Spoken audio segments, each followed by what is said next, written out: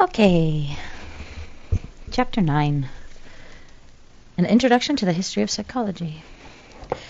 Early Approaches to Psychology. Chapter 9. We saw in the last chapter on Helmholtz, Weber, and Fechner were pioneers in the development of experimental psychology.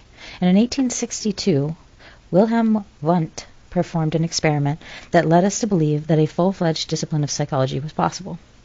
Using an apparatus shown in Figure 9.1, Wundt found that it took about 1/10 of a second to shift one's attention from the sound of the bell to the position of the pendulum, or vice versa. From this, Wundt concluded not only that the experimental study of psychology was feasible, but also that such psychology must stress selective attention or volition. Wundt suddenly realized that he was measuring the speed of central mental process. For the time, he thought a self-conscious experimental psychology was taking place. The time it takes to switch attention voluntarily from one stimulus to another has been measured. It varied around 1/10 of a second. For this moment, the unfolding of Wundt's theoretical system began. For it was not the simple fact of the measured speed of selective attention that impressed him as much as it was the demonstration of central voluntary control processes. From then on, a prominent theme in Wundtian psychology was the distinction between voluntary and involuntary actions. In the introduction of this book, Contributions to the Theory of Sense Perception, in 1862, Wundt enunciated the need for a new field of experimental psychology that would uncover the facts of human consciousness. In his epoch-making book, Principles of Physiological Psychology, 1874, Wundt clearly stated that his goal was to create such a field. It should be noted that the term physiological meant more or less the same as experimental. Thus, reading physiological psychology in the title of Wundt's book as experimental psychology is more accurate than viewing it as emphasizing the search for biological correlates of thought and behavior, as in the case with much physiological psychology today. Within an academic discipline, a school is defined as a group of individuals who share common assumptions, work on problems, and use common methods. The definition of school is very similar to Kuhn's definition of paradigm. In both a school of thought and a paradigm, individuals work to explore the problems articulated by a particular viewpoint. That is, they engage in what Kuhn in 1996 called normal science. And in 1890, students the world over were traveling to Leipzig to be trained in the School of Experimental Psychology under Wundt.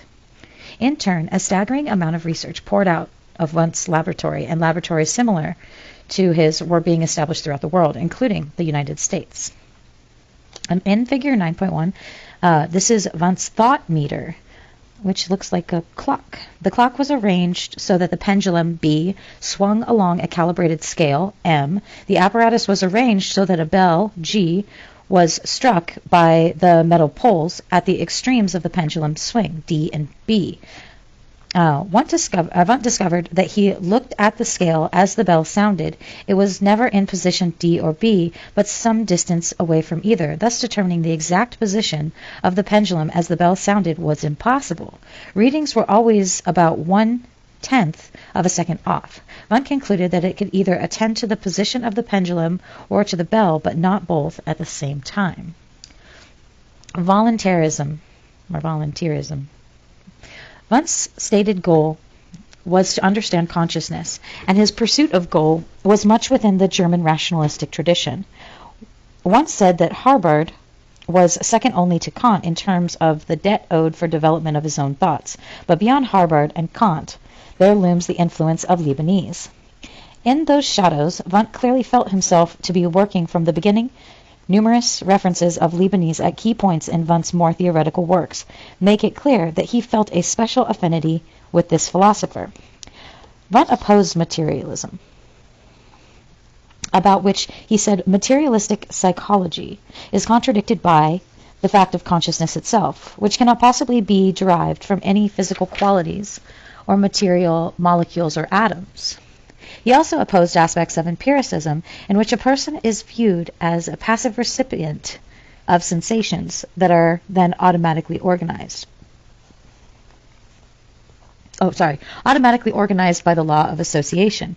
Lacking in empiricism, according to Wundt, the central volition process that act on the elements of thought, giving them forms, qualities, or values, not found in either external stimulation or the elemental events themselves. Wundt's goal was not only to understand consciousness, but as it is experienced, but also to understand mental laws that govern dynamics of consciousness. Of utmost importance to Wundt was the concept of will, as it is reflected in attention and volition. Wundt said that will is the central problem in terms of which all of the major problems in psychology must be understood.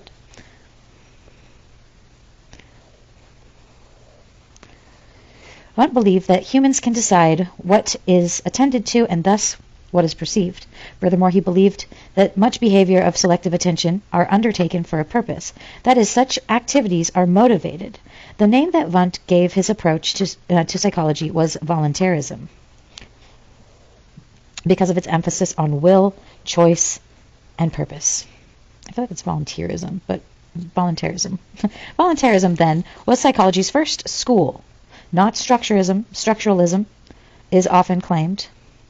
Structuralism is the name used by Edward Fitchner, one of Wundt's students, discussed later for his program in the United States.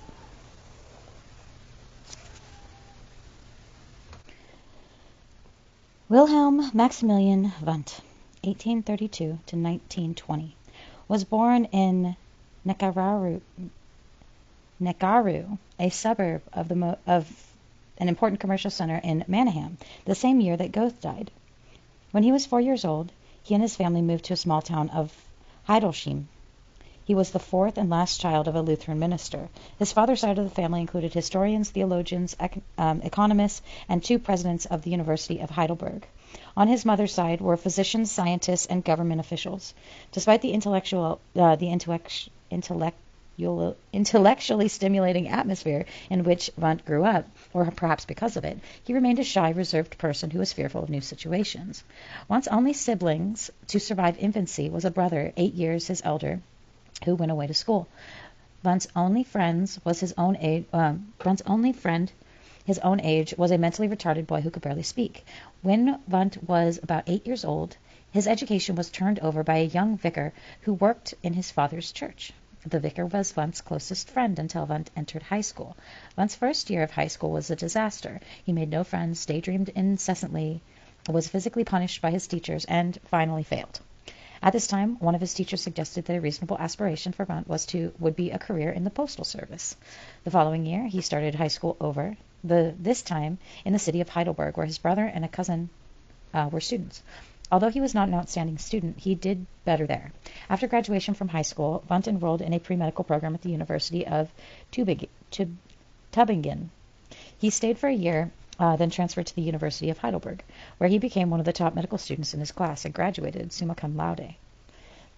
Placed first in the state medical board examination. After receiving his medical degree in 1855 at the age of 23, he went on to Berlin, where he studied with Johannes Müller, who so influenced Wundt to decide to pursue a career in experimental physiology instead of medicine. After a year of working and studying at Müller's Institute, Wundt returned to the University of Heidelberg, where he became Helmholtz's laboratory assistant. While working for Helmholtz, Wundt gave his first course of psychology as a natural science and wrote his first book, Contributions to the Theory of Sense Perception, 1862. In this book, Wundt formed a plan for psychology that he was to follow for the rest of his life. Next, he published lectures on human and animal psychology. Wundt believed that experimental psychology could be used in an effort to understand immediate consciousness, discussed later, but it was useless in attempting to understand the higher mental processes and their products.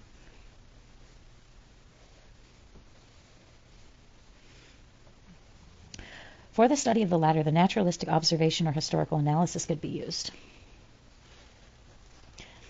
Both of these concerns were clearly present in lectures, the first part of which included a history of psychology, a review of research on sensation and perception.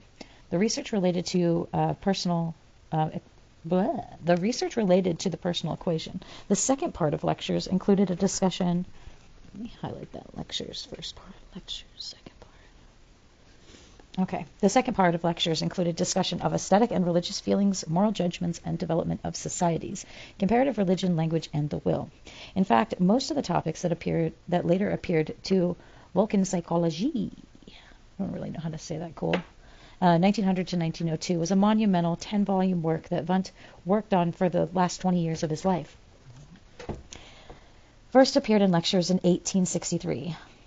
Wundt remained at Heidelberg until 1874, where he accepted a professorship in inductive physiology at the University of Zurich in Switzerland. The following year, he was offered an appointment to teach scientific philosophy at the University of Leipzig.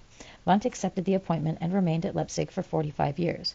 Wundt wanted to teach experimental psychology at Leipzig in 1875, but the university could not provide space for his equipment and ended up teaching courses in anthropology, logic, and language instead.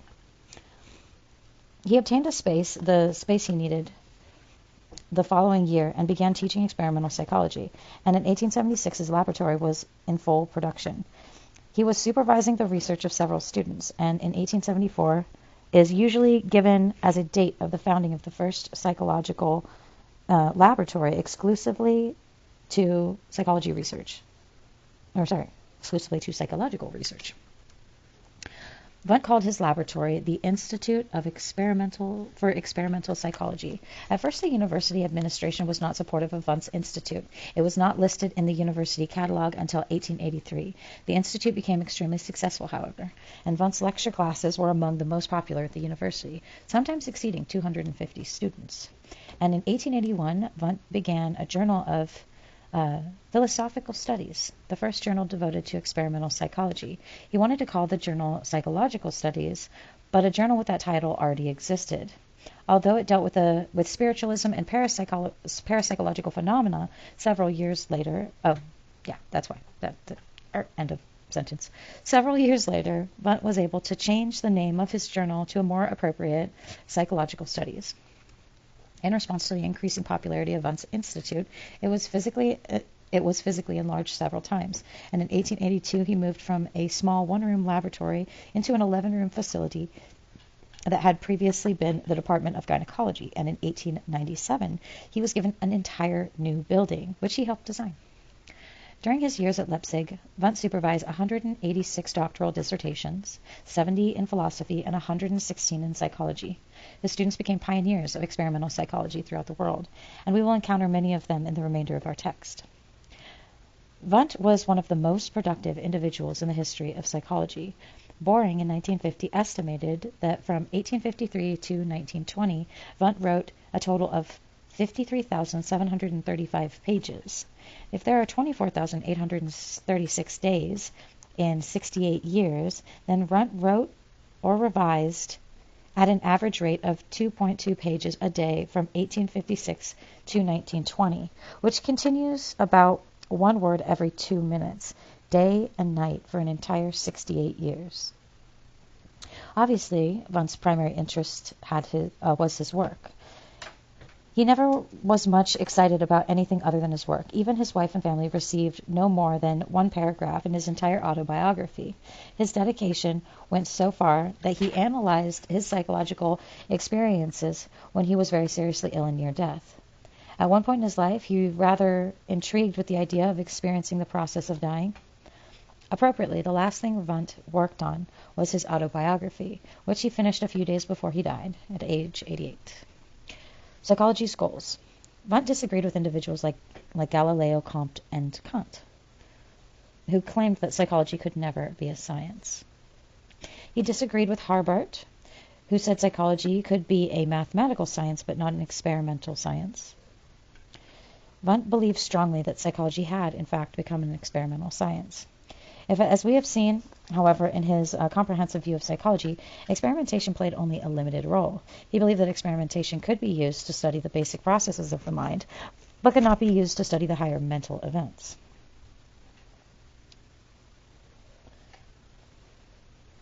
For the latter, only various forms of naturalistic observation could be used.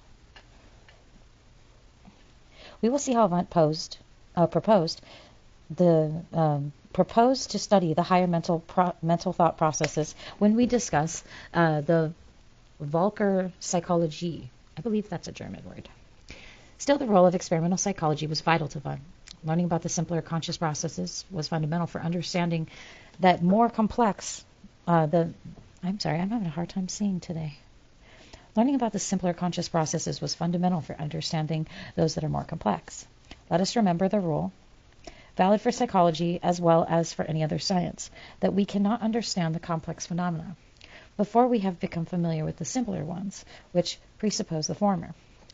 To surmise, according to Wundt, psychology's goal was to understand both simple and complex conscious phenomena. For the former, experimentation could be used. For the latter, it could not. Immediate and immediate experience. Wundt believed that all sciences are based on experience and that scientific psychology was no exception. But the type of experience psychology would be different. Whereas other sciences were based on immediate experience, psychology was to be based on immediate experience. The data of the physicist uses, for example, are provided by various measuring devices such as spectrometers and sound spectrographs, which measure frequencies and intensity of sound waves. The physicist records the data these devices provide and then uses the data to analyze the characteristics of the physical world. Thus, the experience of the natural scientist is mediated by recording devices and is not direct. For Wundt, the subject matter of psychology was to be human consciousness as it occurred. Once the mental elements were isolated, the laws governing the combination into more complex experience could be determined. Thus, Wundt set two major goals for his experimental psychology. One was to discover the basic elements of thought, and two, to discover the laws by which mental elements combine into more complex mental experiences. Wundt's use of introspection, a study of basic mental processes involved in immediate experience. Wundt used a variety of methods, including introspection. Wundt's use of introspection bore little resemblance, however, to how the empiricists and sensationalists used it to study ideas of association. Wundt distinguished between pure introspection, the relatively unstructured self-observation used by earlier philosophers, and experimental introspection, which he believed to be scientifically respectable. Experimental introspection made use of the laboratory instruments to vary the conditions and hence make results of internal perception more precise, as in psychophysical experiments initiated by Fechner or the sense perception experiments of Helmholtz. In most instances, saying yes or no to an event was all that was needed, without any description of inner events. Sometimes the subject responded by pressing a telegraph key. The ideal was to make introspection, the form of internal perception, as precise as external perception. Wundt had little patience with colleagues who used introspection in the more philosophical and less objective way. Danziger, in 1980, examined 180 studies performed by Wundt's laboratory between 1883 to 1903, and found that all but 4 used experimental introspection. And Wundt criticized 2 of the 4 studies that did not. Wundt then used introspection more or less as the physiologists, such as Helmholtz, and the psychophysicists had used. That is, as a technique to determine whether a person is experiencing a scientific sensation or not. In fact, Wundt replicated most of the work on audition and vision that the physiologists had done, and much of the work on absolute and differential thresholds that the psychophysicists had done.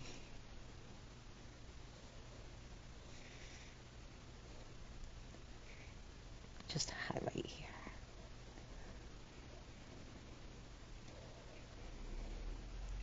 Okay, elements of thought. According to Wundt, there are 2 basic types of mental experience: sensations and feelings.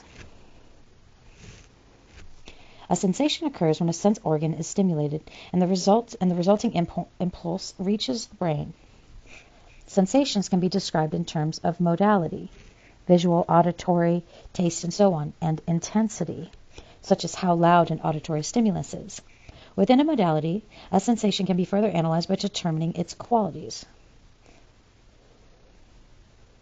For example, a visual sensation can be described in terms of hue, or like color, and saturation, richness of color. The auditory sensation can be described in terms of pitch and timbre, fullness of tone, A taste sensation can be described in terms of degree of saltiness, sourness, bitterness, sweetness, etc. All sensations are accompanied by feelings. Wundt reached the conclusion while listening to the beat of a metronome, and noting that some rates of beats were more pleasant than others. From his own introspections, he formulated his tridimensional theory of feeling, according to which any feelings can be described in terms of degree to which they possess three attributes. Pleasantness, unpleasantness, excitement, calm, and strain, relaxation. Perception, apperception on creative synthesis.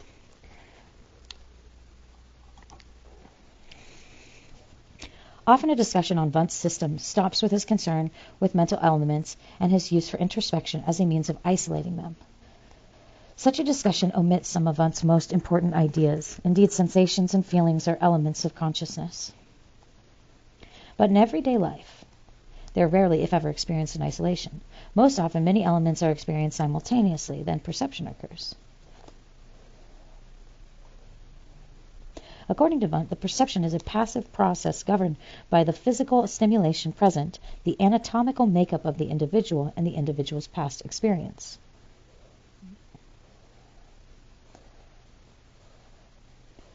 These three influences interact and determine an individual's perceptual field at any given time. The part of the perceptual field the individual attends to is apperceived. Wundt borrowed the term apperception from Harvard. Attention and apperception go hand in hand. What is attended to is apperceived. Unlike perception, which is passive and automatic, apperception is active and voluntary. In other words, apperception is under the individual's control. It was primarily because Wundt believed so strongly that individuals could direct their attention by exercising their will, and that he referred to his approach to psychology as voluntarism. Wundt criticized John Stuart Mill's concept of mental chemistry, according to which two or more ideas could synthesize and give rise to an idea unlike any of those it comprises. Wundt rejected this process because it is passive, just as the blending of chemical elements is passive.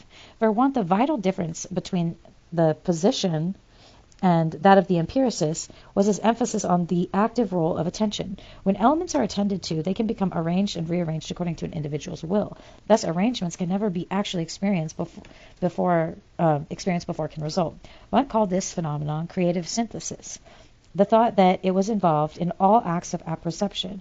It was, according to Wundt, the phenomenon of creative synthesis that made psychology a discipline that was qualitatively different from the physical sciences. Blumenthal in 1998 summarizes Wundt's position as follows.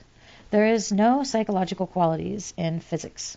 For example, there is no red or green or blue in the world. Redness, greenness, and blueness are phenomena that are created by the cortex of the experiencing individual. Music quality, the flavor of wine, or the familiarity of a face is a rapid creative synthesis that cannot, in principle, be explained by the mere sum of the elemental physical features. So, contrary to popular view that Wundt busied himself searching for the cognitive emotional elements of the static mind, he viewed the mind as active, creative, dynamic, and volitional. In fact, he believed that the apperceptive process was vital for normal mental functioning. And he speculated that if a person lost the ability to apperceive, his or her thoughts would be disorganized and would appear meaningless, as in the case of schizophrenia. The theory that schizophrenia could be understood as a breakdown of attentional processes was expanded on by Wundt's student Emil Kraepelin in 1856. According to Kraepelin, a defect in the central control process can result as a reduced ability to pay attention and an erratic ability to pay attention, or in extremes in focusing one's attention, any one of which could result in severe mental illness. As we've seen, Wundt is interested in sensations and in explaining how sensations combined into perceptions. He remained close to traditional associationism. With apperception, however, he emphasized attention, thinking, and creative synthesis. All these processes are much more closely aligned to the German rationalist tradition than to the empiricist tradition. Mental chronometry. In his book, Principles of Physiological Psychology, in 1874, Wundt expressed his belief that reaction time could supplement introspection as a technique for studying the elemental concepts and activities of the mind. As we saw in Chapter 8, that Friedrich Bessel performed the first reaction time experiment to collect data that could be used for individual differences in reaction times among those observing and reporting astronomical events. Others, such as physiologist Helmholtz, used the method as well. Franciscus Cornelius Donders. The famous Dutch physiologist Franciscus Cornelius Donders, 1818 to 1889, conducted an ingenious series of experiments involving reaction time by noting how long it took the single subject to respond to the predetermined stimulus, such as a light, with a predetermined response, such as pressing a button. Donders reasoned that by making the situation more complicated, he could measure the time required to perform various mental acts. For one experiment, for example, Donders presented several stimuli to his subjects that were instructed them to respond to only one, which he designated ahead of time. This required the subjects to discriminate among the stimuli before responding. The arrangement can be diagrammed as follows. Stimulus, A, B, C, D, E, and then response, C. All right. The time it took to perform the mental act of discrimination was determined by subtracting simple reaction time from the reaction time involved in the discrimination. Donders then made the situation more complicated by presenting several different stimuli, instructing his subjects to respond to each of them differently. Donders called reactions under these circumstances choice reaction times. And the time required to make the choice was determined by subtracting both simple and discrimination reaction times from choice reaction times. Wundt's use of Donders' methods. Wundt enthusiastically seized upon Donders' methods, believing that they could provide a mental chronometry, or an accurate cataloging of the time it took to perform various mental acts. Almost nearly 20% of his early work done in Wundt's laboratory involved repeating and expanding on Donders' research on reaction time. Wundt believed strongly in such research provided another way, along with experimental introspection, of doing what so many had thought to be impossible, experimentally investigating the mind. That's the impossible thing. According to Danziger, in 1980, the reaction time studies conducted during the early years in Wundt's laboratory constitute the first example of a research program explicitly concerned with psychological issues. However, Wundt eventually abandoned his reaction time studies. One reason was that he, like Helmholtz, found that reaction times varied too much from study to study and from subject to subject, and often for the same subject at different times. Reaction time also varied with a sense of modality stimulated, the intensity of the stimulus, and the number of the items to be discriminated, and the degree of difference among them, how much practice the subject received, and other variables. The situation was too complicated to attain a measurable psychological constants. After Wundt rejected them, Donders' methods were largely ignored for years. Finally, when cognitive psychology emerged in the 1960s, reaction time procedures were rediscovered and again became popular methods for studying cognitive processes. Psychological versus physical causation. Wundt believed that psychological and physical causation were polar opposites, because physical events could be predicted on the basis of antecedent conditions, and psychological events could not.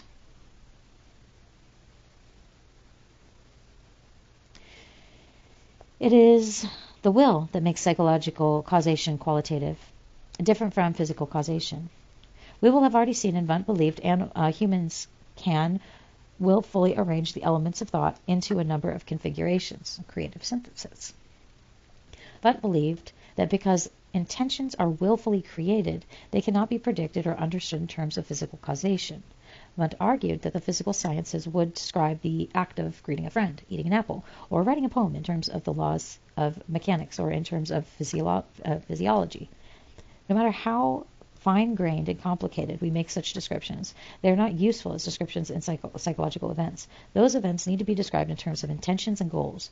According to Wundt, because the actions or physical forces for a given psychological event may take an infinite variety of physical forms. In one notable example, he argued that human language cannot be described adequately in terms of physical shape or of the segmentation of utterances, but rather it must be described as well in terms of rules, intentions underlying speech.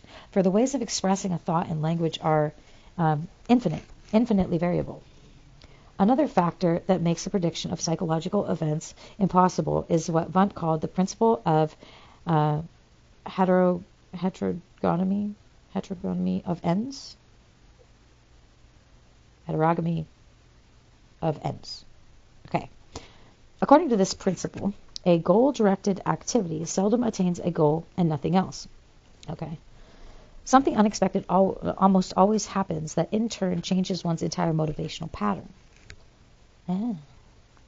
As an action arising from a given motive produces only the ends latent in the motive, but also other, not directly purposed influences. When these latter enter into consciousness and stir up feelings and impulses, they themselves become new motives, which either make the original act of volition more complicated, or they change it or substitute some other act for it. Wundt employed the principle of contrast to explain the complexity of psychological experience. He maintained that the opposite experiences intensify one another. For example, after eating something sour, something sweet tastes even sweeter. After a painful experience, pleasure is more pleasurable. The related principle, the principle towards the development of opposites, stated that after prolonged experience of one type, there is an increased tendency to seek the opposite type of experience. This latter principle not only applies to life of individual, but also to human history in general. For example, a prolonged period during which rationalism is emphasized would tend to be followed by a period during which the human emotions would be emphasized, such as romanticism. Volition acts are creative, but not free. Wundt was a determinist. That is, he did not believe in free will. Behind all volitional acts were mental laws that acted on the contents of consciousness. These laws were unconscious, complex, and not knowable through their introspection and other forms of experimentation. But the laws were, and their products were, lawful. According to Wundt, the laws of mental activity can be deduced only after the fact, and in the sense that psychologists studying them, like a historian. Future resultants can never be determined in advance, but on the other hand, it is possible, starting with the given resultants, to achieve, under favorable conditions, an exact deduction of the components. The psychologist, like the psychological historian, is a prophet with his eyes turned towards the past. He ought not to be able to tell what has happened, but also what necessarily must have happened according to the position of events. The historical approach must be used to investigate the higher mental processes. And it is that approach that Wundt used in his Völker Psychologie, which we will turn to next. Völker Psychologie. Although Wundt went to great lengths to found experimental psychology as a separate branch of science and spent years performing and analyzing experiments. He believed, as we've seen, that the higher mental processes which are reflected in human culture could be studied only through historical analysis and natural observation.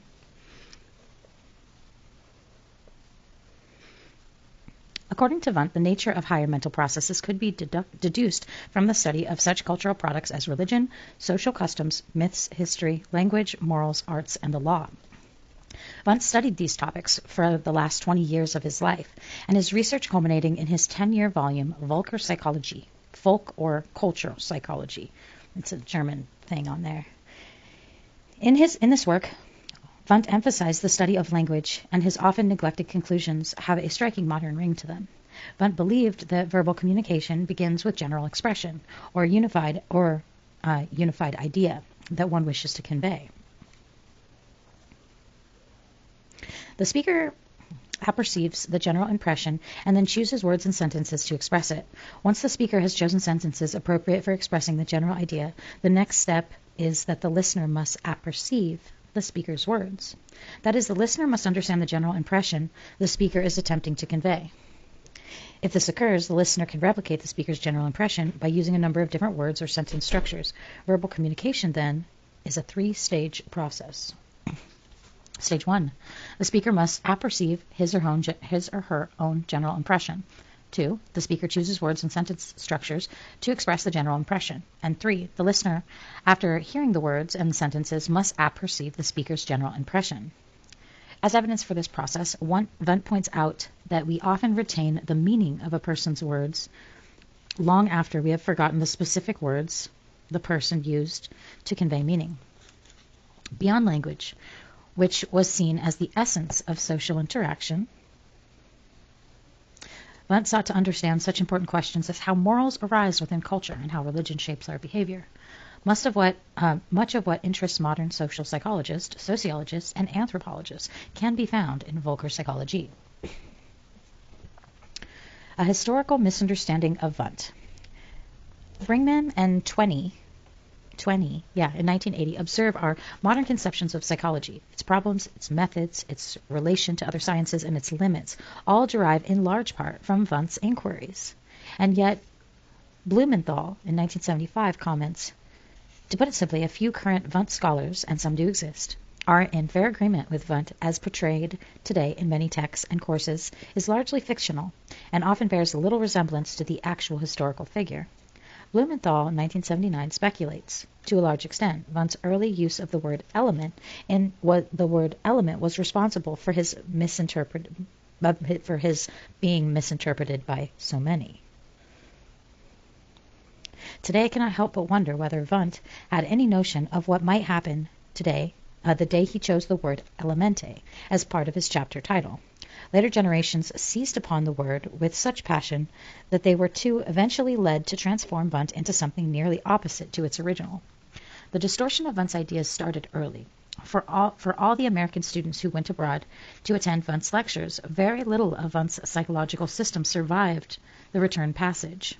Edward Trichinger, whom we will consider next, was an Englishman who came to the United States and came to be viewed in the U.S. representative of Wundtian ideas. That was a mistake.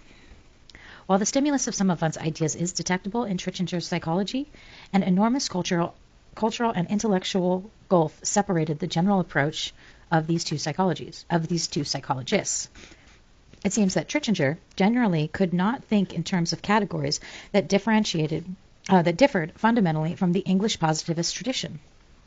So Wundt's school of voluntarism, not structuralism. His methods seldom included the type of introspection that could come to be ridiculed. His interests included understanding the most basic elements of awareness, but also the vast Völkerapologie. But by misrepresenting Wundt, psychology overlooked a rich source of ideas. Fortunately, Wundt's true psychology is in the process of being rediscovered, and one reason for this may be psychology's return to the interest in cognition. Strange as it may seem, Wundt may be more easily understood today than he could have been a few years ago. This is because of the current milieu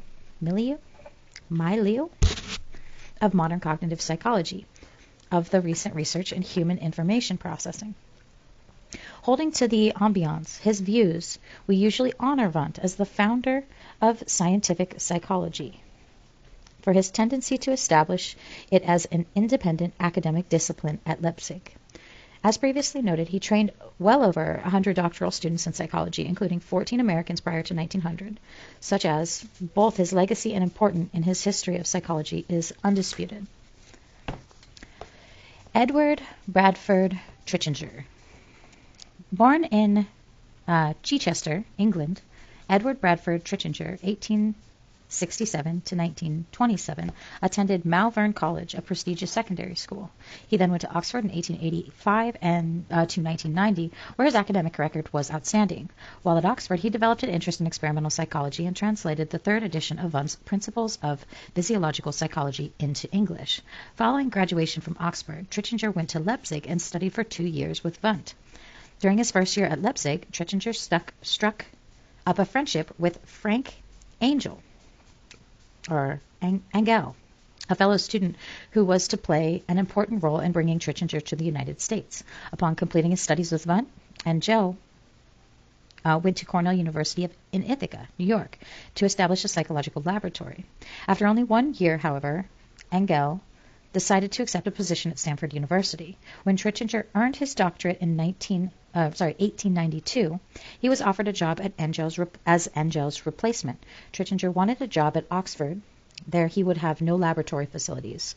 And in 1892, he accepted the offer from Cornell and soon developed the largest doctoral program in the United States. When Trichinger arrives at Cornell, he was 25 years old, and he remained there for the rest of his life. However, Trichinger stayed a loyal British subject and never became a U.S. citizen. Trichinger ruled his domain with an iron fist.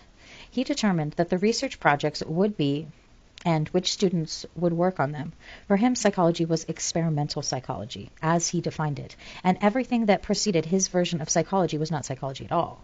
To Trichinger, the American psychologists prior to the 1880s, and much since then, were little more than watered-down Cartesianisms, codified phrenologists, and worst of all, thinly disguised theology. Hardcore. When the School of Behaviorism was introduced by John B. Watson in the early 1900s, Trichinger in 1914 claimed that it was a fine technology of behavior, but not psychology. Trichinger also was opposed to pursuing psychological information for its applied value. Science seeks pure knowledge, and psychology, his psychology, was a science. Science deals not with values, but with facts. There is no good or bad, sick or well, useful or useless in science. Trichinger was well aware of the development in abnormal clinical, developmental, animal comparative, social psychology, and psychological testing, and even supported investigations in these areas. In spite of their usefulness, however, he believed that they did not represent pure experimental psychology as he defined it. Anecdotes about Trichinger's authoritarian style abound. It is said that he refused a dinner invitation from Cornell's president because the president had not called in person to invite him.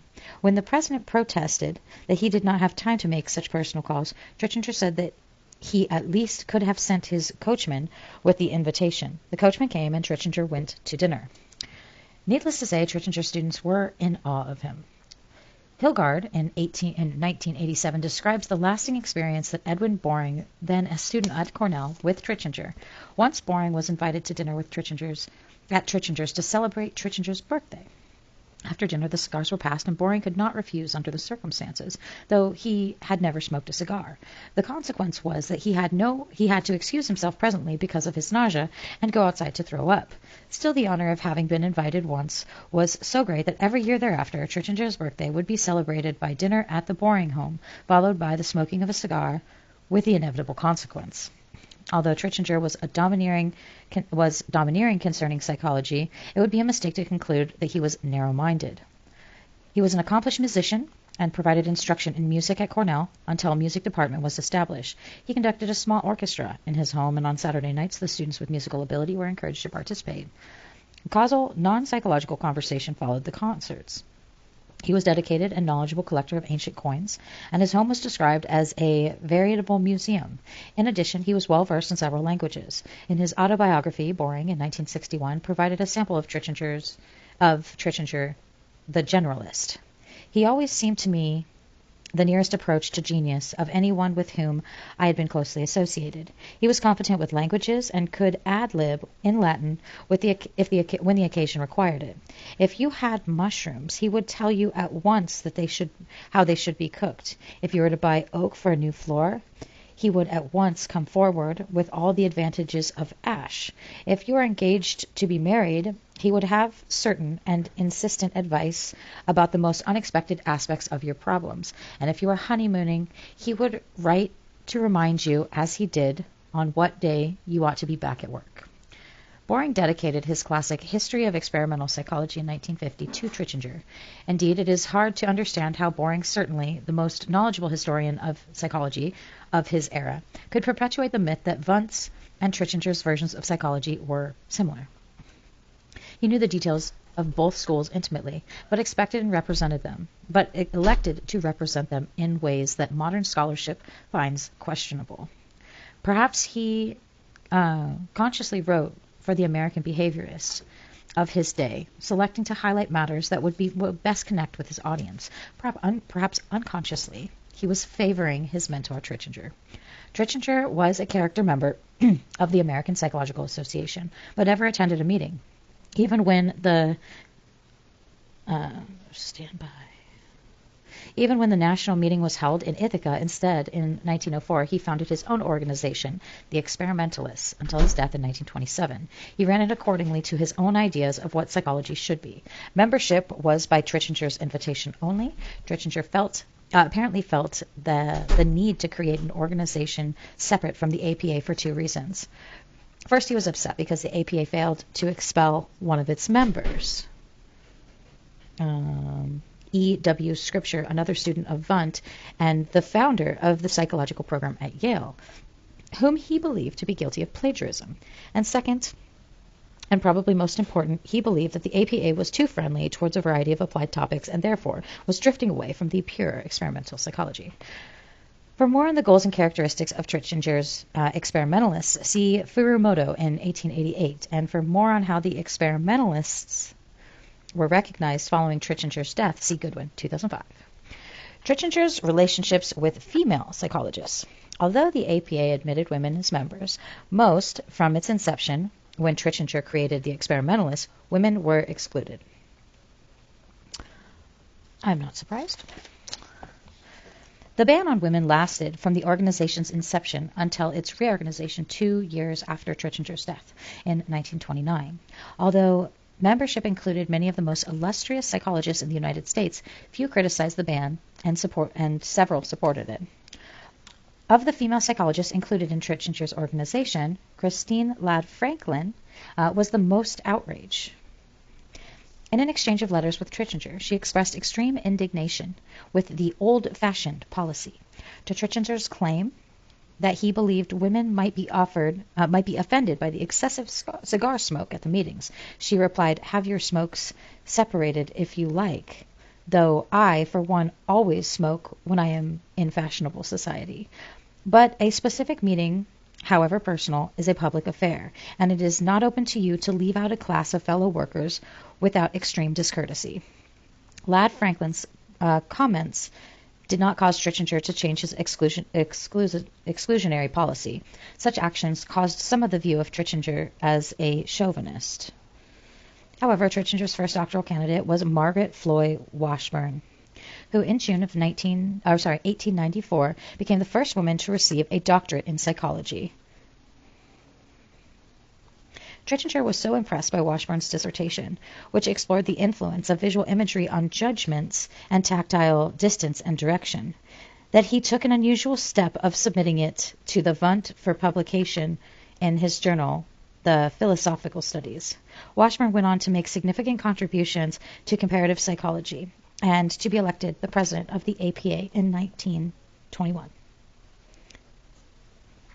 Other women whom Trichinger taught his version of experimental psychology include Celestia Susanna Parrish, 1855 to 1918, and in 1893, Trichinger, then a newly appointed professor at Cornell, accepted Parrish as a summer school student.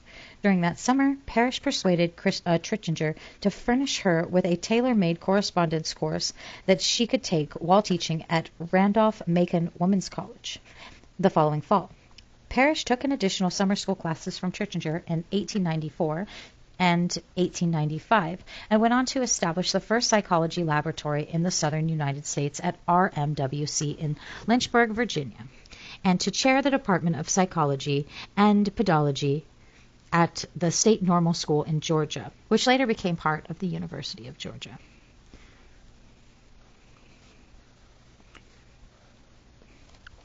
Including Washburn and Parrish, half of Trichinger's first 12 doctorates were awarded to women.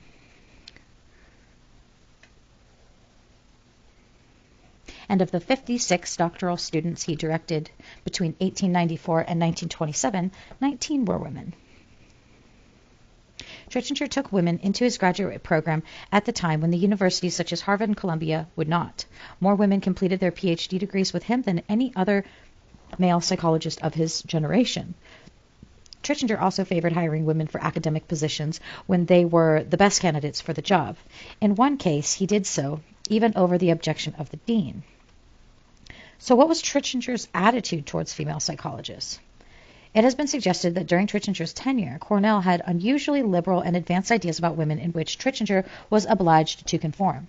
However, given what we know about his domineering personality, it is difficult to imagine him conforming to anything he was not sympathetic towards. It seems more likely that Trichinger's chauvinism tells us more about the era than the man. As long as Tricchinger was healthy, his structuralism flourished. But when he died in 1927 of a brain tumor at age 60, structuralism essentially died with him.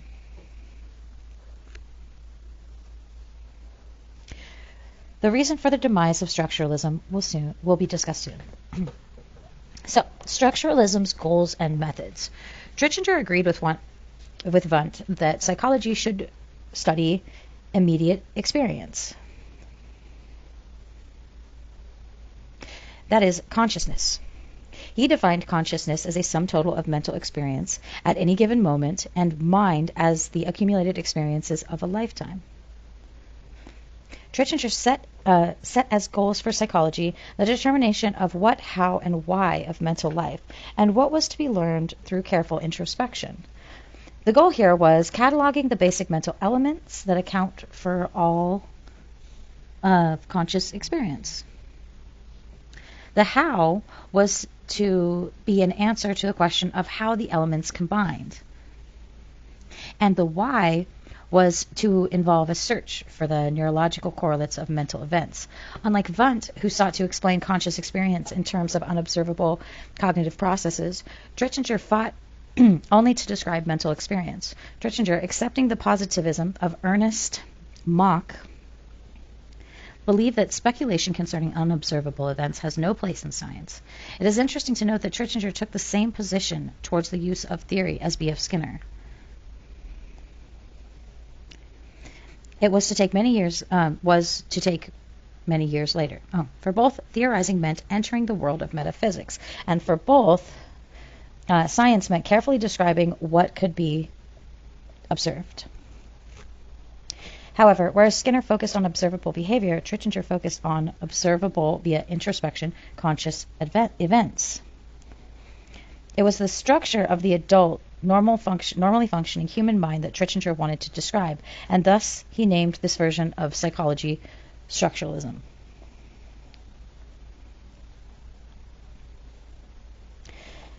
What Tricchinger sought was a type of periodic table for mental elements, what chemists had developed for the physical elements. Once the basic elements were isolated, the laws governing their combination into more complex experience could be determined.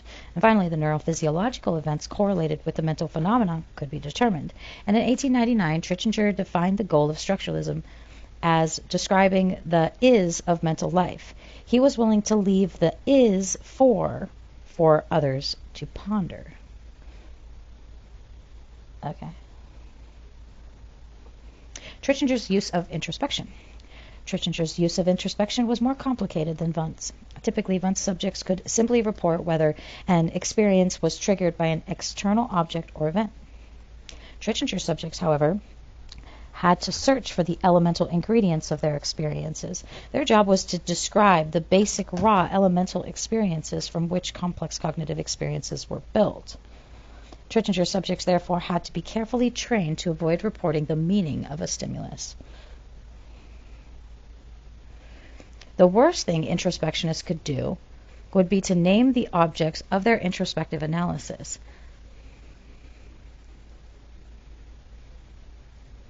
If the subjects, more accurately observers, were shown an apple, for example, the task would be to describe hues and spatial characteristics, red, round, smooth, etc. Calling the object an apple would be commenting that Tricchinger would be committing what Tricchinger called a stimulus error. In this case, Tricchinger wanted his subjects to report sensations, not perceptions. Tricchinger said, introspecting through the glass of meaning is the besetting sin of the descriptive psychologist. Towards the end of his career, Tricchinger modified his use of introspection. He found that allowing untrained observers to simply describe the phenomenological experience could be an important source of information. that is, taking a report of everyday experience at face value from non-scientific observer, could lead to important scientific discoveries. This is precisely the strategy employed by modern phenomenological psychologists, for example, Polio, Henley, and Thompson. Unfortunately, Trichinger died before he and his students could fully explore this possibility. Mental elements. From his introspective studies, Trichinger concluded that the elemental processes of consciousness consists of sensations, elements of perceptions, images, elements of ideas, and affections, elements of emotions.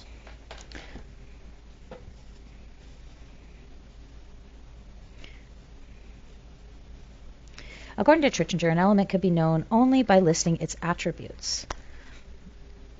The attributes of sensations and images, remnants of sensations, are quality, intensity, duration, clearness, and extensity. Extensity is the impression that a sensation or image is more or less spread out in space. Affections could be attributes of quality, intensity, and duration, but neither clearness nor extensity. In practice, Trichinger and his students concentrated mostly on the study of sensations, then on affections, and least of all on images. Trichinger concluded that there are over 40,000 identifiable sensations, most of which are related to the sense of vision, about 30,000, with audition next, about 12,000, and then all the other senses, about 20. In his later years, Trichinger changed that object of his introspective analysis from the elements themselves to their attributes, such as quality, intensity, and clearness, because it is only through these attributes that an element could be known.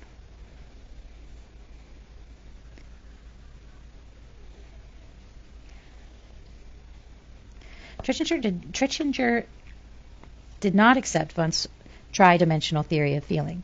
Trichinger argued that feelings occur along only one dimension, not three, as Wundt had maintained. According to Trichinger, feelings, or affections, can be described only in terms of Wundt's pleasantness-unpleasantness dimension. He argued that the other two dimensions Wundt had suggested, tension, relaxation, and excitement, calm, were really combinations of sensations and true feelings, pleasantness, unpleasantness. The what of psychology, then, included the sensations and images that were described in terms of quality, intensity, duration, clearness, extensity, as well as the feelings that varied in terms of pleasantness.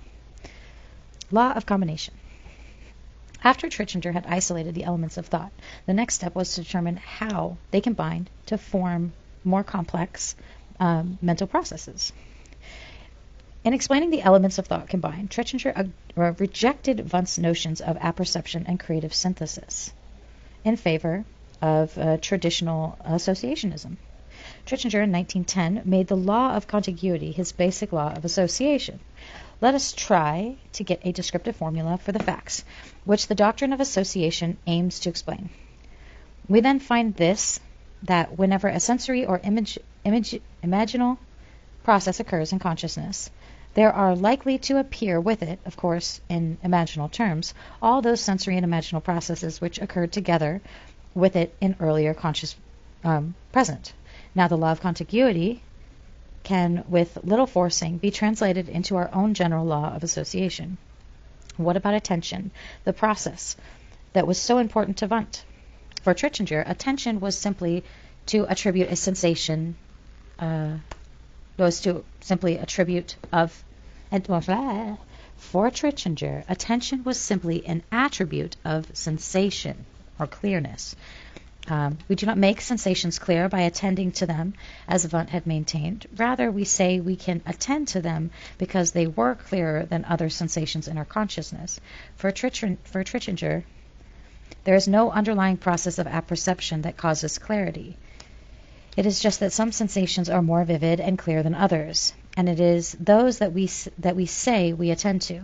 The vague feelings of concentration and effort that accompany attention are nothing more than the muscle contractions that accompany vivid sensations.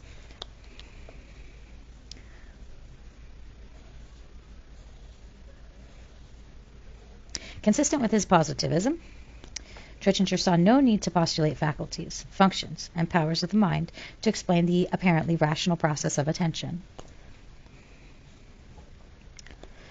For him, attention was clearness of sensation, period.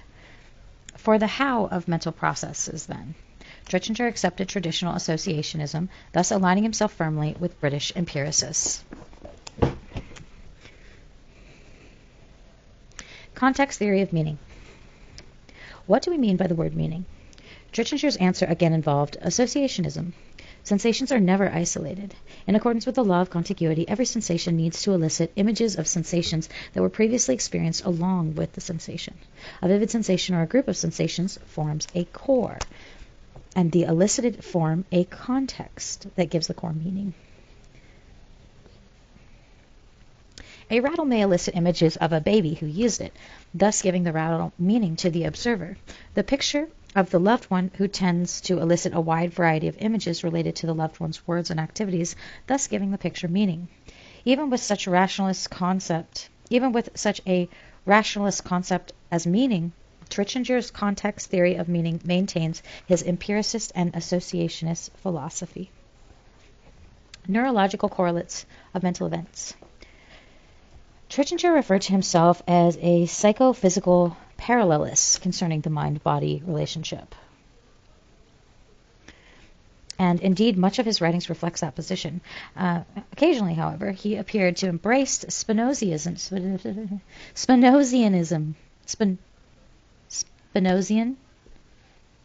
Spinozian double aspecticism. There we go. Spinozian double aspecticism.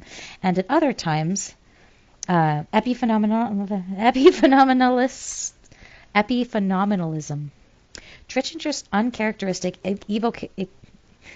this is a tongue twister.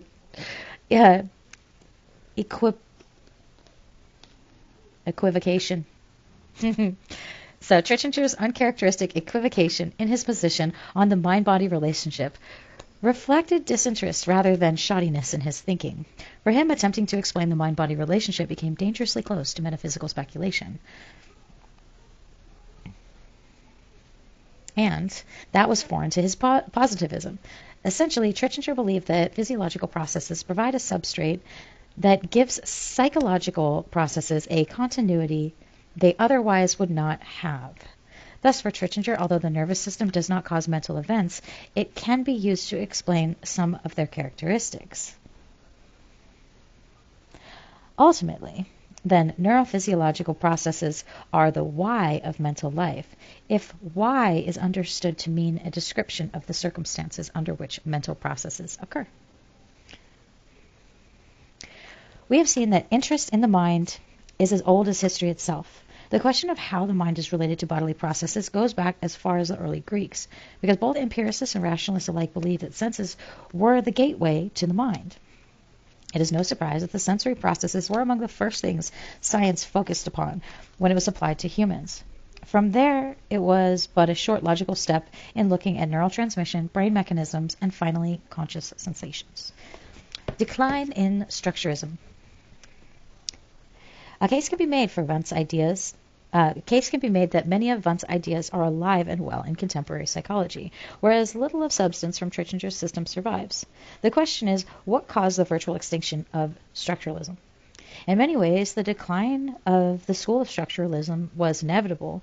Structuralism was essentially an attempt to study scientifically what had been a philosophical concern of the past. That makes sense. How does sensory information give rise to simple sensations? And how are these sensations then combined into more complex mental events? The major tool of structuralists was introspection. This too has been inherited from the past. Although it was now used scientifically, that is, in a controlled situation, introspection was still yielding different results depending on who was using it and what they were seeking. Also, there is a lack of agreement among highly trained introspectionists concerning the correct description of a given stimulus display. Another argument against Trichinger's introspection is that it is really retrospection, because the event being reported had already occurred. Therefore, what was being reported was a memory of a sensation rather than a sensation itself. Also, it suggested that one could not introspect on something without changing it. That is, the observation changed what was being observed. Aside from the apparent unreliability of introspection, structuralism came under attack for other reasons. Within its focus on understanding the normal adult human mind, structuralism excluded several developments that researchers outside the school were showing to be important. For example, animal behavior held little meaning for those hoping to find the basic elements of human consciousness. Likewise, the structuralists were not interested in the study of abnormal behavior, even though Freud and others were making significant advances in understanding and treating individuals who were mentally ill. Similarly, the structuralists initially ignored personality, learning, psychological development, individual differences, while major breakthroughs occurred in those areas.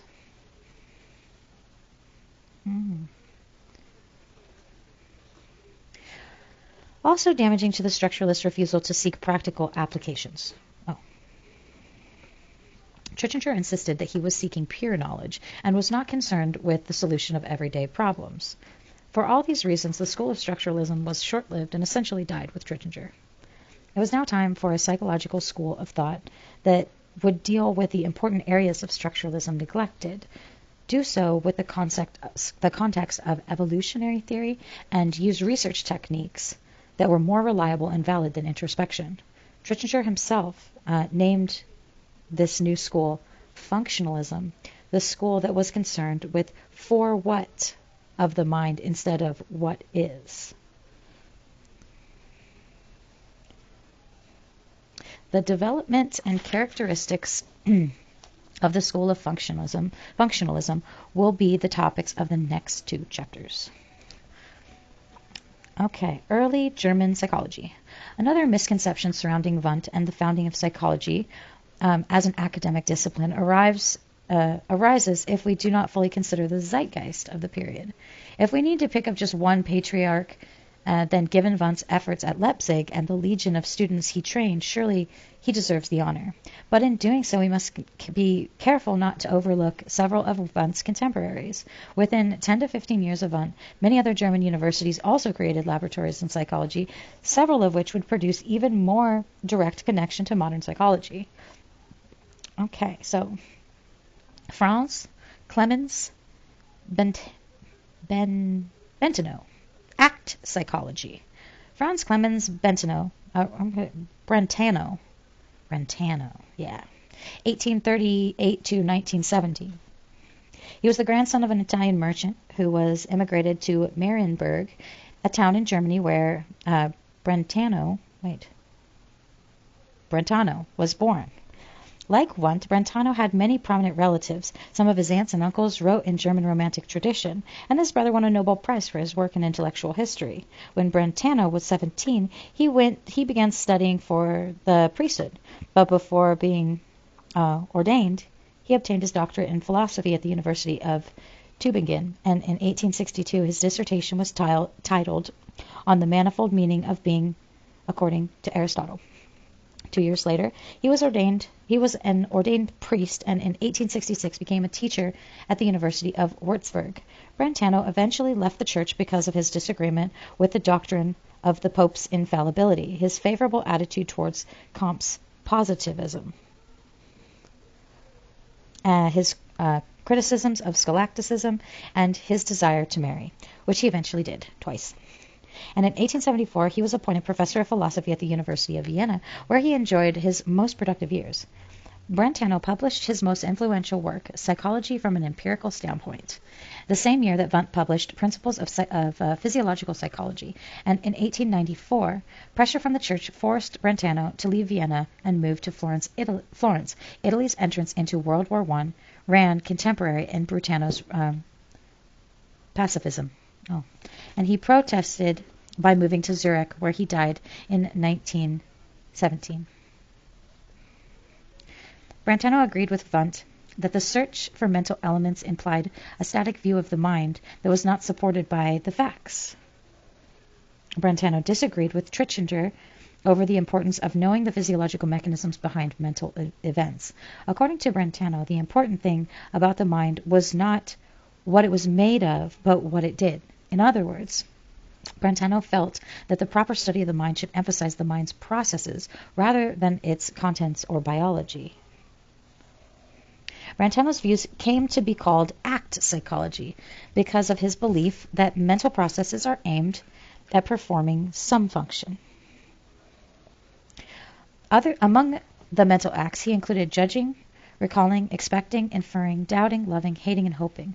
Furthermore, each mental act refers to an object outside of itself. For example, something is judged, recalled, expected, loved, hated, and so forth.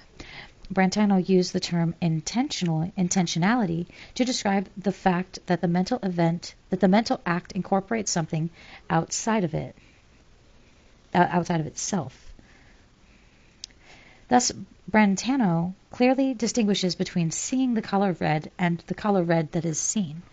Seeing is a mental act, which in this case has its object the color red. Acts and contents, objects, are inseparable. Every mental act intends, or refers to or encompasses, an object or event that is the content of the act. Brentano did not mean intention or purpose by the term intentionality. He meant that every mental act intends something outside of itself. To study mental acts and intentionality, Brentano used a form of introspection that Wundt and Trichinger found to be problematic. The careful, controlled, analytic introspection designed to report the presence or absence of a sensation or to report the elements of experience was of no use to Brentano. Rather, he used the very type of phenomenological methods, the study of intact, meaningful experiences, that Trichinger allowed into his program only at the end of his life. Brentano, even more than Wundt, followed the tradition of German rationalism. For him, the mind is active, not passive, and British empiricists and the French sensationalists and the structuralists had believed. Brentano wrote very little, favoring oral communication. His considerable mark on psychology continued through those whom he influenced personally, and as we will see, there were many. One of Brentano's students who later became famous was Sigmund Freud, who took only non-medical courses from Brentano. Although Freud was most associated with clinical psychology, he held complete theory of human nature that reflected much from Brentano. Likewise, both Gestalt psychology and elements of modern existential psychology can be traced to Brentano. Smith, in 1994, makes a case for Brentano's influence on philosophy and psychology. Was so pervasive that a table of Brentano's students would come close to embracing all of the most important philosophical movements of the 20th century. As just one last example, Brentano's notion of intentionality remains the center of modern cognitive science and our understanding of artificial intelligence. Karl Stumpf and Berlin. Stumpf. All right, Karl Stumpf, 1848 to 1936. Karl Stumpf, 1848 to 1936, was born in Weisenfeld, Bavaria, to prominent parents, and at age 7, Karl was playing the violin and soon mastered 5 additional musical instruments and was composing music. A sickly child, Karl was first tutored at home by his grandfather. He eventually enrolled at the University of Würzburg, where he was greatly influenced by Brentano. From the University of Würzburg, Stumpf went on to the University of Göttingen, where he earned his doctorate in 1868. He then returned to Würzburg and again attended Brentano's lectures. Deciding to become a priest, Stumpf entered the Catholic seminary at Würzburg in 1869. However, like Brentano, he couldn't accept the newly announced dogma of papal infallibility, so he returned to Göttingen for postdoctoral study. Following this, Stumpf held several academic positions, but in 1893 he accepted the chair of psychology at the University of Berlin, one of Germany's most prestigious schools. This appointment both established psychology as an independent discipline within the university and cemented its academic credibility. At Berlin, Strumpf created a psychological laboratory, later to become a psychological institute, that was soon a rival to Wundt's at Leipzig. As an experimental psychologist, Strumpf was primarily interested in the acoustical perception. He had published his influential 2-volume Psychology of Tone in 1883, before his appointment at Berlin. He continued to pursue the topic in his new laboratory. However, he had many other interests as well. As a theoretical psychologist, he was concerned with questions of emotional and perceptual psychology, scientific theory, research, methodology, and the theory of evolution.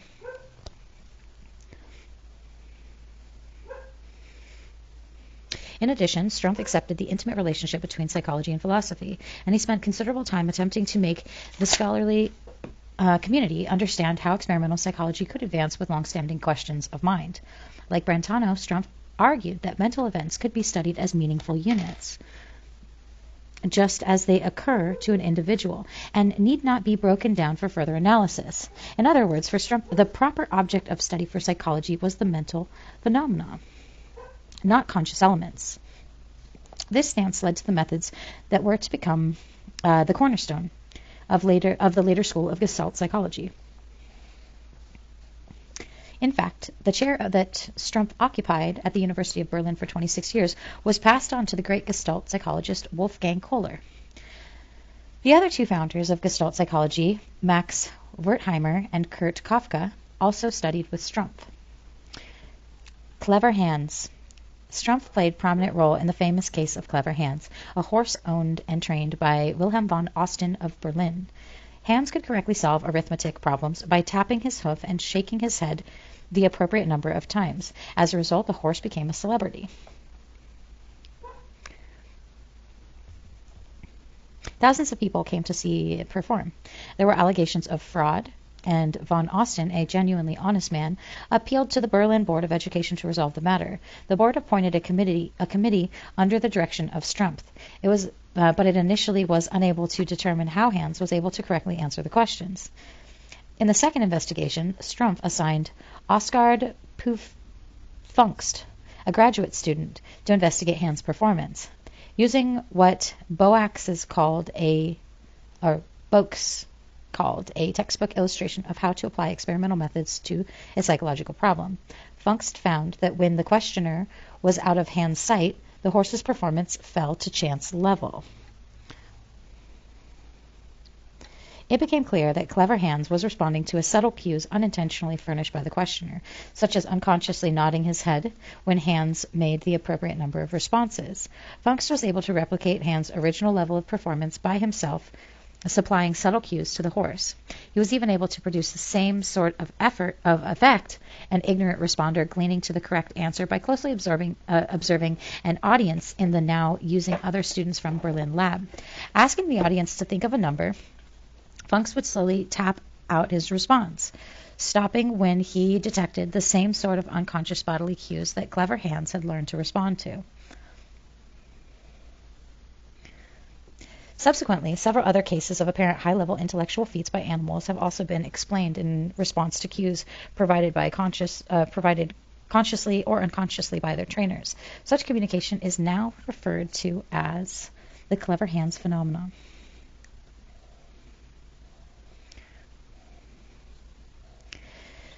For an interesting account of the details surrounding the case of Clever Hans, including Pfungst's replication of Clever Hans phenomenon with humans, see Candland in 1993, or even Pfungst in 1911. Robert Rosenthal later discussed the implications of Clever Hans phenomenon for psychological experimentation in general. Rosenthal found that an experimenter may provide subtle cues that unwittingly convey his or her expectations of the experimental outcomes to the experimental participants, thus influencing the outcome of the experiment. Such an influence on an experiment's outcome is called experimenter bias. One way to minimize the effect is to use a double-blind procedure, where neither experimenter nor participant knows onto which experimental condition the participant has been placed. Edmund Husserl and Phenomenology. Oh, is it Husserl, Husserl, Edmund Husserl, 1859 to 1938, was born in what today would be called the Czech Republic. At 17, he entered the university at Leipzig and studied under Wundt. Later, he worked with Brentano in 1884 to 1886, and then Strumpf at Berlin, to whom he dedicated his book Logical Investigations in the 1900s. Although interested in philosophy and psychology, much of the time Husserl focused on mathematics and logic. He held university positions at Halle, then Göttingen, before accepting the chair at Freienberg in 1916. Born to Jewish parents, Husserl was denied all academic privileges following the Nazi rise in Germany, and in 1939 his extensive writings had been smuggled out of the country. Husserl accepted Brentano's concept of intentionality, according to which mental acts are functional in the sense that they are directed as something outside of themselves. For Brentano, mental acts are means by which we make contact with the physical world. For Husserl, studying intentionality resulted in only one type of knowledge, that of the person turned outward to the environment. Equally important is the knowledge gained through studying the person turned inward. The later study examines subjective experience as it occurs, without the need to relate it to anything else. For Husserl, then, there are at least two types of methods. One that focuses on intentionality, and one that focuses on whatever processes the person experiences subjectively. For example, the former type would ask what external object the act of seeing intends, whereas the latter would concentrate on the description of the pure experience of seeing. Both methods focus on the phenomenological experience, but because the latter focuses on the essence of mental processes, Husserl referred to it as pure phenomenology. Pure phenomenology. The term phenomena is used to describe a mental event. It refers to a whole, intact, meaningful experience and is not fragments of conscious experience, such as isolated sensations. In this sense, Wundt, as an experimentalist, and the earlier Trittinger were not phenomenologists, whereas Brentano, Strumpf, and Husserl were. The methods of natural science. Husserl thought that those who believed that psychology would be an experimental science made a mistake by taking the natural sciences as their model. Jennings, in 1986, explains Husserl's reasoning.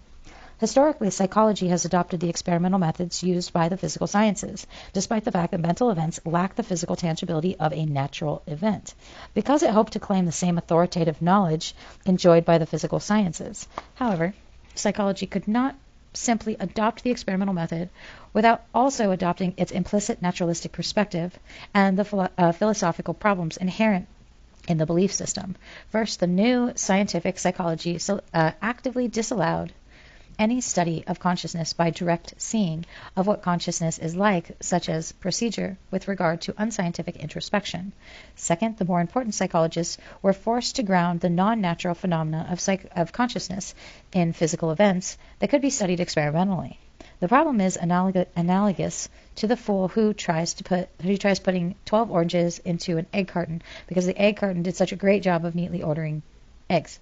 Instead of finding new containers suitable for holding oranges, the phenomenological study of consciousness, the fool cuts and tapes the egg carton until the oranges will fit. Or worse yet, the fool mangles the oranges themselves in a misguided effort to force them into an egg carton, the experimental study of consciousness.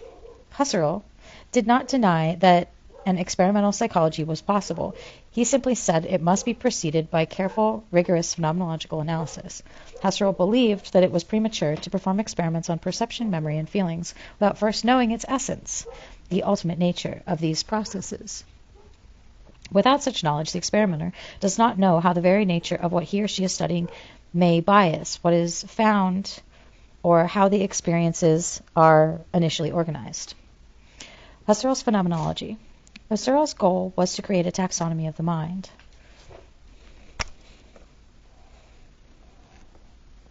He wanted to describe the mental essences by which humans experience themselves, other humans, and the world. Husserl believed strongly that a description of such essences must precede any attempt to understand the interactions between humans and their environment and any science of psychology. Indeed, he believed that such an understanding was basic to any science because all sciences ultimately depend on human mental attributes. Husserl's position differed radically from that of the structuralists, in that Husserl sought to examine meanings and essences, not mental events, via introspection. He and his subjects would thus commit the dreaded stimulus error. Husserl often differed from his researchers Brentano and Strumpf by insisting on a pure phenomenology with little or no concern for determining the relationship between subjective experience and the physical world. Brentano, Strumpf, and Husserl all insisted that the proper subject matter for psychology was intact, meaningful psychological experiences. As Boring in 1950 quipped, phenomenology was in the air, and the psychological schools that would soon eclipse voluntarism and structuralism would reflect this approach. As previously noted, such views would flourish in Gestalt psychology and existential psychology. Martin Heidegger, one of the most famous modern existential thinkers, dedicated his book Being in Time in 1927 to Husserl. Alas, subsequent editions after the Nazi rise to power omitted that dedication, and we will have more to say about Husserl and Heidegger in chapter 17. Oswald Kolb, the Würzburg School. Oswald Kolb, in 1862 to 1915, was interested in many things, including music, history, philosophy, and psychology. He was born of German parents in Russian Latvia and wrote 5 books on philosophy for the lay reader, including one on Kant. Around 1881, he was studying history at the University of Leipzig, and he attended Wundt's lectures and became interested in psychology. Under Wundt's supervision, Kolb received his doctorate in 1887 and remained Wundt's assistant for the next 8 years. Kolb dedicated his book Outlines of Psychology in 1893 to Wundt. During this time, as Wundt's assistant, Kolb met and roomed with Trichinger, and although the two often disagreed, they maintained the highest regard for one another. In fact, Trichinger later translated several of Kolb's works into English, and in 1894, Kolb moved to the University of Würzburg, where for the following 15 years, he did most of his influential work in psychology. And in 1909, he left Würzburg and went to the University of Bonn and then to the University of Munich. After Kolb left Würzburg, his interest turned more and more to philosophy. He was working on epistemological questions when he died of influenza on December 30th, 1915. He was only 53 years old. Imageless thought. Although starting out very much in the Wundtian camp, Kolb became one of Wundt's dissentants,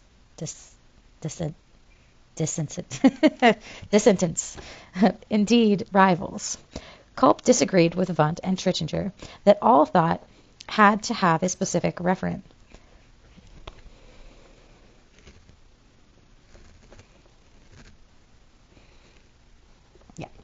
That is, a sensation, image, or feeling. Kolb believed that some thoughts were imageless. Furthermore, he disagreed with Wundt's contention that the higher mental processes, like thinking, could be studied. Could not be studied experimentally. He set out to do so using what he called systematic experimental introspection. This technique involved giving subjects problems to solve and asking them to report the mental operations that they engaged to solve them. In addition, subjects were asked to describe the types of thinking involved at different stages of problem solving. They were asked to report their mental experiences while waiting for a problem to be presented. During actual problem solving and after the problem had been solved. Kolb's more elaborate introspective technique indicated that there were indeed imageless thoughts, such as searching, doubting, and confidence and hesitation. And in 1901, Karl Marby, one of Kolb's colleagues, published a study describing what happened when subjects were asked to judge weights as heavier or lighter than the standard weight. Marby was interested not in the accuracy of the judgments, but in how the judgments were made. Subjects reported prejudgment periods of doubting, searching, and hesitation, after which they simply made the judgments. Marby concluded that Wundt's elements of sensations, images, and feelings are not enough to account for the act of judging. There appeared to be a mental act of judging that was independent of what was being judged. Marby concluded that such an act was imageless. Incidentally, these pure imageless processes, such as judging, were the very things that Husserl was seeking to describe in his pure phenomenology.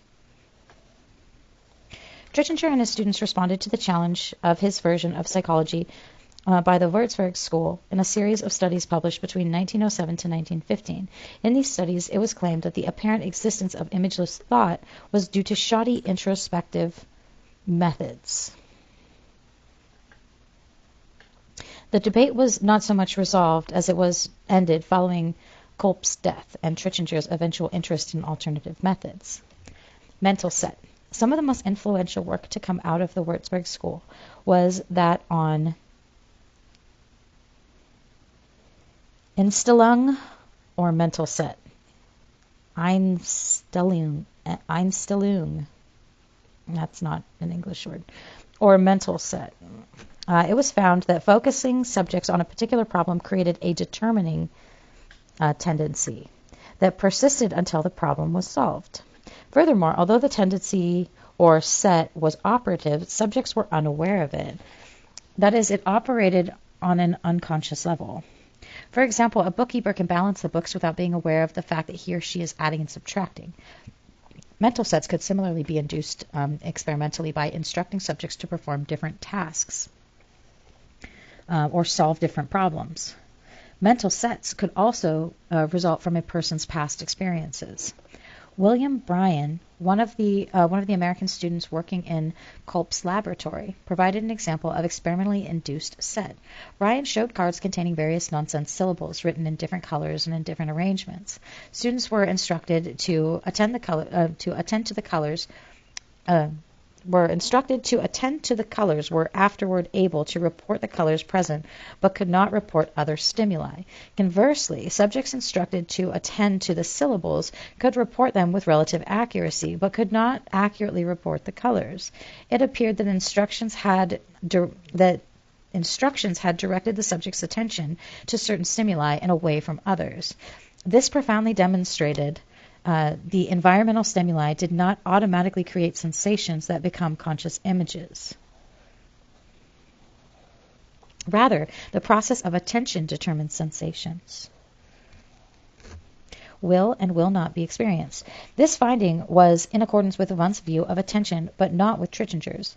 As for Bryan, he would serve as president of the American Psychological Association in 1903 and eventually the president of Indiana University. Narcisse Arch, also working in Kolb's laboratory, demonstrated the type of mental set derived from experience. Ack, maybe it's called Ack, A-C-H, Ack. Ack found that when numbers 7 through 3 were flashed rapidly, the subjects were not instructed to respond to any particular way. The most common response was to say 10.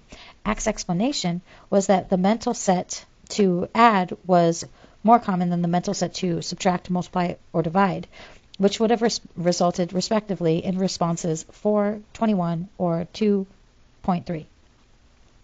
Other findings at Würzburg School. In addition to showing the importance of mental sets in problem solving, members of Würzburg School showed that problems have motivational properties.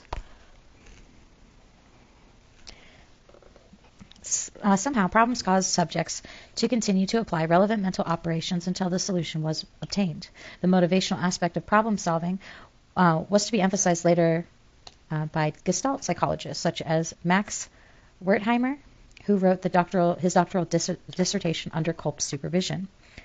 In opposition to Wundt, the Würzburg School showed the higher mental processes could be studied experimentally. The school also claimed that associationism was inadequate for explaining the operations of the mind and challenged the volunteerists and the structurists to narrow the use of the introspective method. Members of the Würzburg School made an important distinction between thoughts and thinking, and between mental contents and mental acts. In elaborating these distinctions, members of the school remained aligned with Brentano and apart from Wundt, and especially Trichinger. Like Brentano, the members of the Würzburg School were interested in how the mind worked instead of what static elements it contained. Controversies with the Würzburg School did much to promote the collapse of volunteerism and structuralism. Was there imageless thought or not? Was it possible to have some maintained and some individuals had imageless thought while others did not so? If so, would this affect the search for universal truths of the mind? How should introspection be properly used? Could it be directed only at static contents of the mind? Or could it be used to study dynamics of the mind? This question of the validity of introspection as a research tool also did much to launch the school of behaviorism, whereas the legacy of Würzburg remains with us as cognitive psychology. Hermann Ebbinghaus and memory. Hermann Ebbinghaus, 1850 to 1909, was born in the industrial city of Barmen near Bonn. His father was a wealthy paper and textile merchant, and he studied classical languages, history, and philosophy at the University of Bonn, Halle, and Berlin, before receiving his doctorate from Bonn in 1873. He wrote his dissertation on Hartmann's philosophy of the unconscious, and he spent the next 3.5 years traveling through England and France. In London, he bought and read a copy of Fechner's Elements of Psychophysics, which deeply impressed him. Ebbinghaus later dedicated his book on Outline of Psychology in 1902 to Fechner, of whom he said, "I owe everything to you." Ebbinghaus began his research in his home in Berlin in 1878. His early studies were written and offered as support for his successful application to be a lecturer in philosophy at the University of Berlin. Ebbinghaus's research culminated in a monograph titled On Memory, an investigation in experimental psychology in 1885, which marked a turning point of psychology. It was the first time that the process of learning and memory had been studied as they occurred, rather than after they had occurred.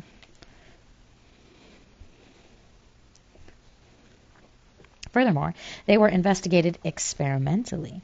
As a testimony to Ebbinghaus's toughness, many of his findings are still cited in modern psychology textbooks. Hoffman, Brigman, Bamberg, and Klein in 1986 list 8 major conclusions that Ebbinghaus reached about learning and memory.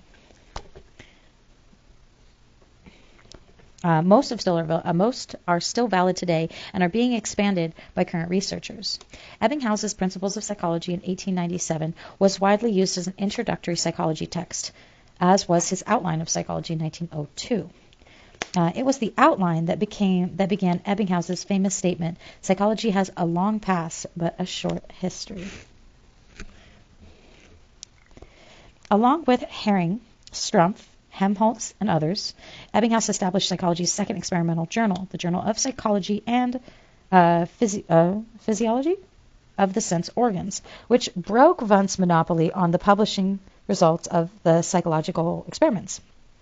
Ebbinghaus was also the first to publish an article about the testing of school children's intelligence. He devised a sentence completion task for the purpose, and it later became part of Binet-Simon scale of intelligence. Binet-Simon? His student William Stern continued such work and is credited with the development of the intelligence quotient, IQ.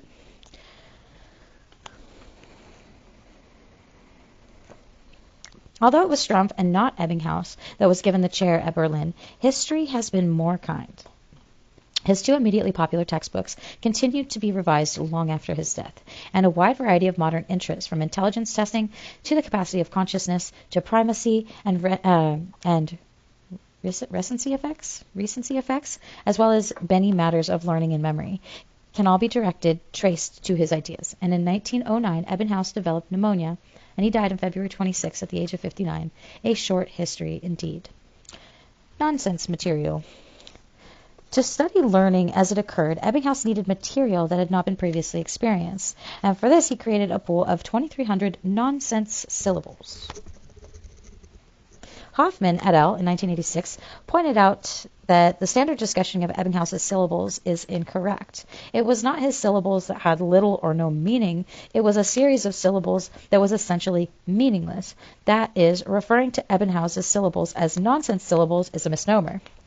Many of Ebbinghaus's syllables were actually words, and many other closely resembled words. From a pool of 2,300 syllables, Ebbinghaus chose a series to be learned. The series usually consisted of 12 syllables, although he varied the size of the group in order to study the rate of learning as a function of the amount of material to be learned. Keeping the syllables in the same order and using himself as a subject, he looked at each syllable for a fraction of a second. After going through this list in this fashion, he paused for 15 seconds and went through the list again. He continued in this manner until he could recite each syllable without a mistake, at which point mastery was said to have occurred. At various time intervals following mastery, Ebbinghaus relearned the group of syllables. He recorded the number of exposures it took to relearn the material and subtracted that from the number of exposures it took to initially learn the material. He called the difference between the two savings.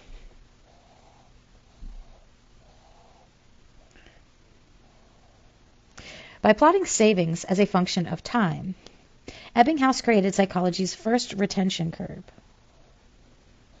He found that forgetting was most rapid during the first few hours following the learning experience and relatively slow thereafter.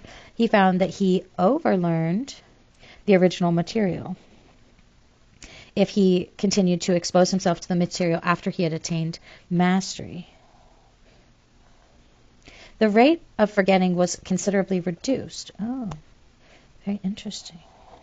Ebbinghaus also studied the effect of meaningfulness on learning and memory. For example, he found that it took about 10 times as many exposures to learn 80 random syllables as it did to learn 80 successive syllables from Byron's Don Juan. Finally, Ebbinghaus found that with any considerable number of repetitions, a suitable distribution of them over a space and time is decidedly more advantageous than massing them at a single time. In other words, in learning lists of syllables, distributed practice is more efficient than massed practice. Oh, so he taught us all how to study right. All right, good on you. G.E. Mueller. Like Ebbinghaus, several of George Elias Mueller's findings, and he's 1850 to 1934, findings on memory remain with us. For example, Mueller found that subjects spontaneously organize material to be remembered into meaningful patterns. We totally do that. He was the first to document retroactive inhibition. That is, that learning can cause forgetting of previously learned items. Mueller was born not far from Leipzig. After completing his degree with Lotz, Mueller accepted a position at Göttingen, where he remained for 40 years. He has been called the third pillar of experimental psychology, after Fechner and Wundt.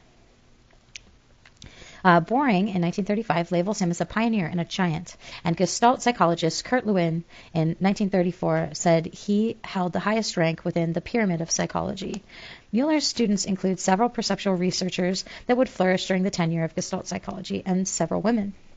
In addition to his studies on memory, Mueller became the leading researcher in psychophysics following the death of Fechner. Much of his work were in the areas of color vision, where he supported Hering's view of those of Helmholtz. Mueller was a master methodologist who created novel instruments for the use in psychological experiments. One famous example is the memory drum, a device designed to standardize stimulus presentation during memory research. Because of the empirical nature of their experimental work, researchers such as Mueller and Ebbinghaus have sometimes been misconstrued as following the empiricist tradition. Hoffman et al. Indicated that this simply is not true. Ebbinghaus, for example, most often quoted Herbart and the topics that were the most and the topics that were of the most interest to him, such as meaning, imagery, individual differences in cognitive styles, and following the tradition of rationalism, not empiricism. Hans Weihinger, as if. In 1911, Hans Weihinger, in 1852 to 1933, published his influential book, The Philosophy of As If, a system of theoretical, practical, and religious fictions of mankind. In his book, Weihinger sided with the Machian positivists saying that all we ever experience directly are sensations, and the relationship among sensations, therefore all we can be certain of are sensations. It was Weihinger's next step, however, that made his position unusual. According to Weihinger, societal living requires that we give meaning to our sensations. And we do that by inventing terms, concepts, and theories, and then acting as if they were true. Interesting. That is, although we can never know if our fictions correspond with reality, we act as though they do. The tendency to invent meaning, according to Weihinger, is part of human nature. Just as the calm, when a grain of sand gets beneath its shining surface, covers it over with a self-produced mass of mother of pearl, in order to change the insignificant grain into a brilliant pearl, so only still more delicately, the psyche, when stimulated, transforms the material of sensation which it absorbs into shiny pearls of thought. Because Weihinger, the term fiction was not derogatory, because a concept is false in the sense that it does not refer to anything in the physical reality, does not mean that it is useless. The principle of fictionalism is as follows. An idea whose theoretical untruth or incorrectness, and therefore its falsifiability, is admitted, is not the reason practically valueless and useless. For such an idea, have spite of its theoretical nullity, may have great practical importance. Everyday communication would be impossible without fictional words and phrases, according to Weihinger. Science would be impossible without fictions as matter and causality. Many believe that science actually describes physical reality, but Weihinger, that is forever impossible. We must regard it as pardonable weakness on the part of science if it believes that its ideas are concerned with reality itself. Mathematics would be impossible without such fictions as zero, imaginary numbers, infinity, and infinitesimal. Concepts of morality and jurisprudence would be impossible without such fictions as freedom and responsibility. The fictions of freedom is especially vital for societal living. We encounter at the very threshold of these fictions one of the most important concepts ever formed by man, the idea of freedom. Human actions are regarded as free and therefore are responsible, and contrasted with the necessary course of natural events. We need not here recapitulate the familiar anomalies found in the contradictory concept. It not only contradicts observation, which shows that everyone obeys unadulterable laws, but also self-contradictory for an absolute free chance act, resulting from nothing, is ethically just as valueless as absolutely necessary one. In spite of all these contradictions, however, we are not only to make use of the concept in ordinary life in judging moral actions, but it is also the foundations of criminal law. Without this assumption, punishment inflicted for any act would, from an ethical standpoint, be unthinkable, for it would simply be precautionary measures for protecting others against crime. Our judgment of our fellow men is likewise to be completely bound up with this ideational construct that we can no longer do without it. In the course of their development, men have formed an important construct from eminent necessity, because only on the basis is a high degree of culture and morality possible. There is nothing in the real world corresponding to the idea of liberty, though in practice it is an exceedingly necessary fiction. There is a similarity between Weihinger's fictionalism and the philosophy of pragmaticism. Both fictionism and pragmaticism evaluate the ideas in terms of their usefulness. However, Weihinger believed that there was an important difference between his position and pragmaticism. For pragmaticists, he said, truth and usefulness are inseparable. If an idea was useful, it was considered true. An idea which is found to be useful in practice proves thereby that it is also true in theory. Weihinger rejected this notion. For him, the concept could be demonstrably false and still be useful. For example, although the concept of free will is demonstrably false, there may be benefits from acting as if it were true. As we will see in Chapter 16, that Alfred Adler made Weihinger's fictionalism an integral part of his theory of personality. Also, George Kelly, see Chapter 17, noted a similarity between his thinking and Weihinger's. To summary, Wundt was the founder of both experimental psychology and separate discipline, and the school of volunteerism. One of Wundt's goals was to discover the elements of thought using experimental introspection. The second goal was to discover how these elements combine to form complex mental experiences. Wundt found that there are two types of mental experiences, sensations and feelings. Wundt distinguished among sensations, which are basic mental elements, perceptions, which are mental experiences given meaning by past experience, and apperceptions, which are mental experiences that are the focus of attention. Because humans can focus their attention on whatever they wish, Wundt's theory was also referred to as voluntarism. Wundt believed the reaction time could supplement introspection as a means of studying the mind. Following techniques developed by Donders, Wundt presented tasks of increasing complexity to his subjects and noted that the more complex tasks resulted in longer reaction times. Wundt believed that the time required to perform a complex mental operation could be determined by subtracting the time it took to perform the simpler operations of which the complex acts consisted. Wundt eventually gave up on his reaction time studies because he found reaction time to be an unreliable measure. In keeping with the major thrust of volunteerism, Wundt claimed that physical events could be explained in terms of antecedent events, but psychological events could not be. Unlike the behavior of physical objects, psychological events can be understood only in terms of their purpose. The techniques used by the physical sciences are therefore inappropriate for psychology. Volitional acts can be studied only after the fact by studying their outcomes. In his 10-volume Volcker Psychology, Wundt considered such topics as social customs, religion, myth, morals, art, law, and language. Schrödinger created a school of structuralism at Cornell University. He set his goal the learning of the what, how, and why of mental life. The what consisted of determining the basic mental elements, and the how was determining how the elements combined, and the why was determining the neurological correlates of the mental events. His introspectionists had to be carefully trained so that they would not commit a stimulus error. According to Schrödinger, sensations and images could vary in terms of quality, intensity, duration, clearness, and extensity. He found evidence of over 40,000 separate mental elements. Following in the empirical associationistic tradition, Schrödinger said that sensations always simulate the memories of events that were previously experienced along with those sensations, and these memories gave the sensations meaning. There were a number of fundamental differences between Wundt's volunteerism and Schrödinger's structuralism.